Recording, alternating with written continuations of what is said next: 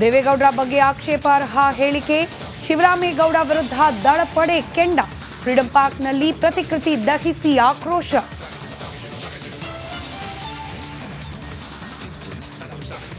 ರಾಜ್ಯ ರಾಜಕಾರಣದಲ್ಲಿ pen drive audio ಸದ್ದು, ದಳಪತಿ ಬೆನ್ನಿಗೆ ನಿಂತ ಬಿಜೆಪಿ ನಾಯಕರು, ಕೆಲವೇ ಕ್ಷಣದಲ್ಲಿ ಕುಮಾರಸ್ವಾಮಿ ಪ್ರೆಸ್ ಮೀಟ್. ಡೈರೆಕ್ಟರೇ ಬೇರೆ, ಪ್ರೊಡ್ಯೂಸರೇ ಬೇರೆ, ಆ್ಯಕ್ಟರ್ ಮನೆ ಮಗನೇ ಆ ಥಿಯೇಟರ್ ಓನರಿಗೆ ಇಟ್ಕೊಂಡು ಹೊಡಿತಾ ಇದ್ದಾರೆ. ಪ್ರೊಡ್ಯೂಸ್ ಮಾಡಿದ್ಮೇಲೆ ಪಿಕ್ಚರ್ ಹಾಕಿದಾರಪ್ಪ, ಆ ಥಿಯೇಟರ್ ಓನರಿಗೆ ಯಾಕೆ ನೀವು ಹೊಡಿತಾ ಇರೋದು, ಹುಡುಕ್ತಾ ಇರೋದು ನೀವು? ಪೆನ್ ಡ್ರೈವ್ನಲ್ಲಿ ನಟ ನಿರ್ದೇಶಕ ಅವರೇ ಈಗ ಪ್ರದರ್ಶಕರ ಮೇಲೆ ಹಾಕ್ತಿದ್ದಾರೆ. ಪರೋಕ್ಷವಾಗಿ ಕಿಂಗ್ ಪೆನ್ ಆರೋಪ ಒಪ್ಪಿಕೊಂಡ್ರ ಸಚಿವ ಖರ್ಗೆ. ಆನೇಕಲ್ನಲ್ಲಿ ದೊಡ್ಡವರ ರೇವ್ ಪಾರ್ಟಿ, ಸಿಸಿಬಿಯಿಂದ ಮಾದಕ ವಸ್ತುಗಳು ಜಪ್ತಿ, 5 ಬಂಧನ. ಡ್ರಾಮಾ ಮಾಡಿದ್ರ ನಟಿ ಹೇಮಾ.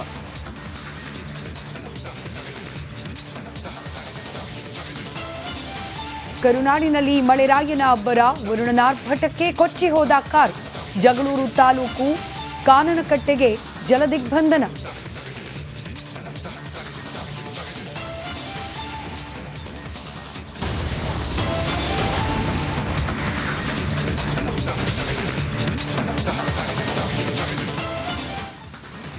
ಆನೇಕಲ್ನಲ್ಲಿ ನಡೆದ ರೇವ್ ಪಾರ್ಟಿಗೆ ಸಂಬಂಧಪಟ್ಟಂತೆ ಕಳೆದ ಬುಲೆಟಿನ್ನಲ್ಲೂ ಕೂಡ ಒಂದಷ್ಟು ಅಪ್ಡೇಟ್ಸ್ ಅನ್ನ ಕೊಟ್ಟಿದ್ವಿ. ನಟಿ ಹೇಮಾ ಆ ಜಾಗದಲ್ಲಿ ನಾನು ನಿಲ್ಲವೇ ಇಲ್ಲ ಅಂತ ಹೇಳಿ ವಿಡಿಯೋ ಒಂದನ್ನು ರೆಕಾರ್ಡ್ ಮಾಡಿ ತಮ್ಮ ಸಾಮಾಜಿಕ ಜಾಲತಾಣದಲ್ಲಿ ಪೋಸ್ಟ್ ಮಾಡಿದ್ರು. ಆದರೆ ಈಗ ರೇವ್ ಪಾರ್ಟಿ ಕೇಸ್ಗೆ ಟ್ವಿಸ್ಟ್ ಲಭ್ಯವಾದಂತೆ ಕಾಣ್ತಾ ಇದೆ.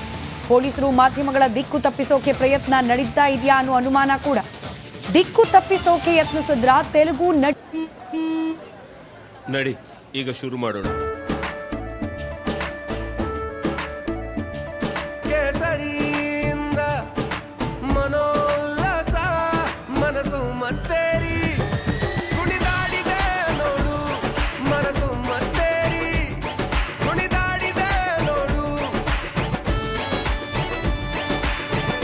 ಕ್ಷಣ ಕ್ಷಣವೂ ಆಚರಿಸಿ ಕೇಸರಿ ಹಬ್ಬ.